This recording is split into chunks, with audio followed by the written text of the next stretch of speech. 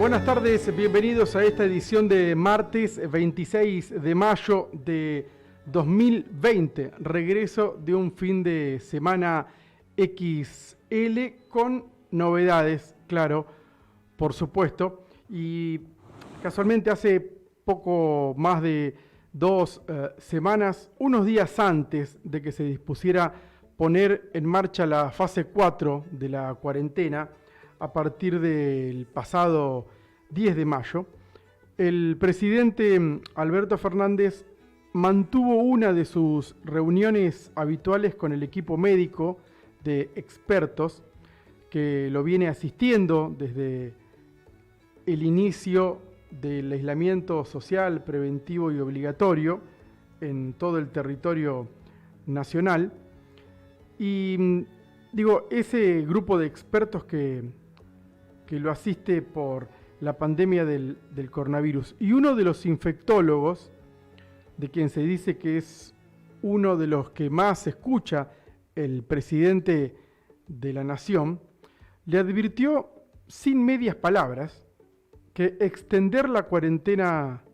preventiva, social y obligatoria por más de 60 días podría ser un problema real, un problema concreto que en definitiva abre las puertas a otros cuestionamientos y a otros asuntos que iban a aparecer más tarde o más temprano, pero la decisión de una cuarentena por más de 60 días apresuraría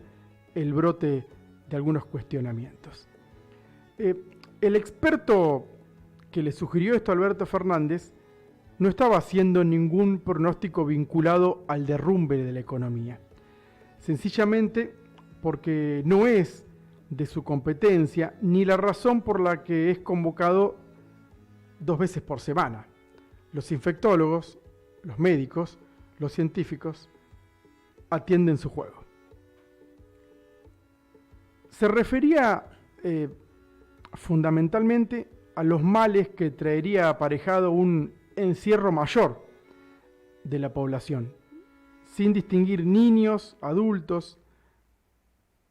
personas mayores, en fin, pasarse de esa raya. Y por esos días, y bastante después también, el grueso de las encuestas sobre la tolerancia de los habitantes a la cuarentena había empezado a entregar señales de esas alarmas que levantó el mismo infectólogo en aquella reunión con el presidente Alberto Fernández. Hastío,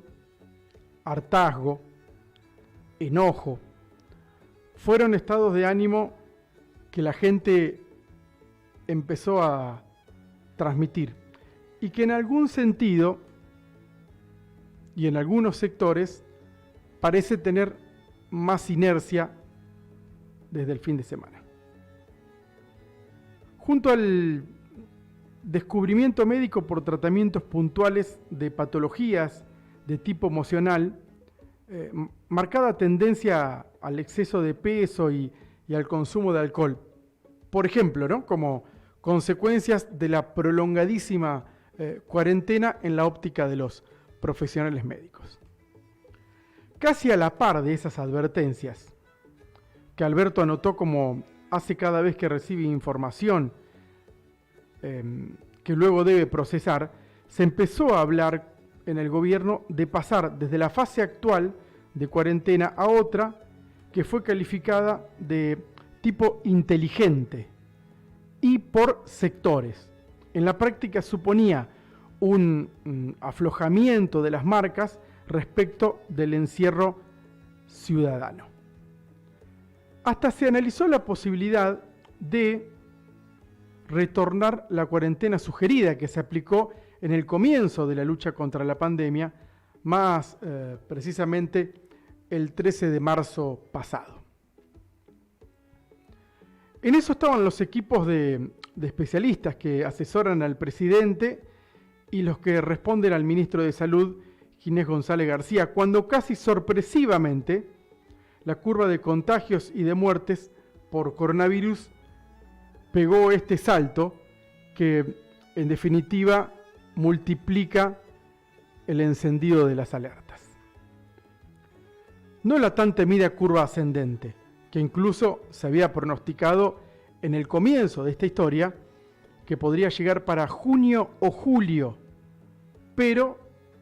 disparada al fin. La primera señal de alarma se encendió en realidad en Córdoba, ¿no? Donde el gobernador Juan Schiaretti de un plumazo decretó volver para atrás a la fase 3 de la cuarentena. Le siguieron las escaladas de casos en la Ciudad Autónoma de Buenos Aires y en la provincia,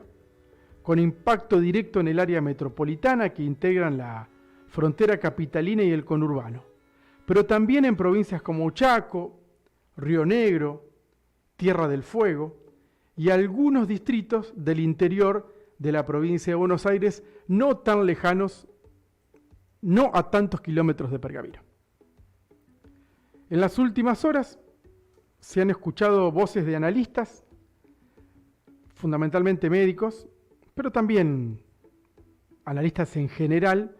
observadores, ¿no? Que no suelen ser escuchados por el gobierno, que se preguntan si el presidente de la nación no se apuró a dictar aquel primer decreto del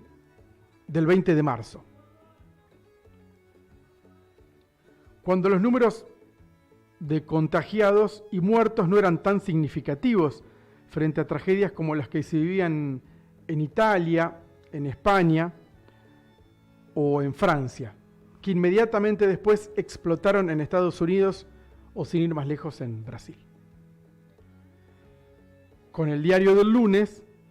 los críticos de esa cuarentena temprana tienen motivos para protestar cuando ahora se comprueba que queda un muy largo camino por recorrer antes de empezar la liberación, en especial por los récords sucesivos de contagiados, inclusive de víctimas fatales, que se registraron en los últimos días, en la última semana, y ante la sensación de aquella sociedad hastiada ahora mismo de asumir que por ahora nada o muy poco empezaría a cambiar, va a empezar a modificarse. Los que desde el gobierno y dentro de la misma lógica defienden la decisión del presidente, que ahora empezaría a ser cuestionada, se recuestan en los altos porcentajes de imagen positiva que Alberto retiene en la mayoría de las encuestas, aún en medio del desastroso derrumbe de la economía,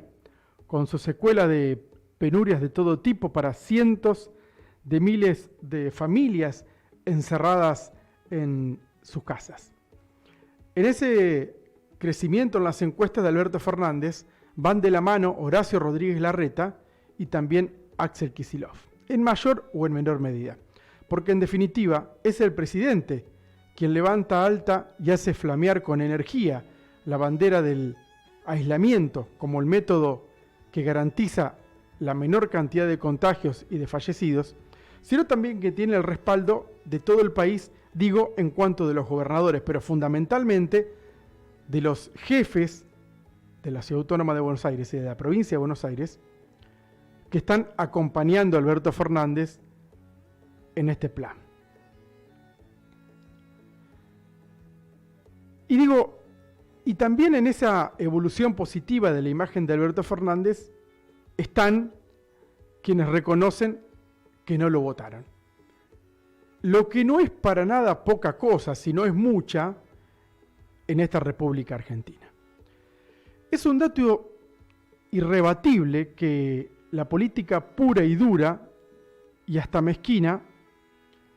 metió las manos.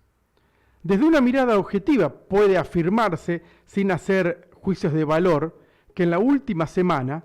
los principales dirigentes políticos del país se han dedicado más a ver quién le tira más contagiados de coronavirus al otro, quién es el culpable del aumento de casos o menos preocupación muestra por la persistencia de la pandemia. Hubo críticas de todo el arco opositor, y entiendo en gran medida con razón, contra el gobernador Axel Kicillof, en la última conferencia de prensa porque cuestionó en qué condiciones el gobierno de Vidal dejó la provincia. Claro,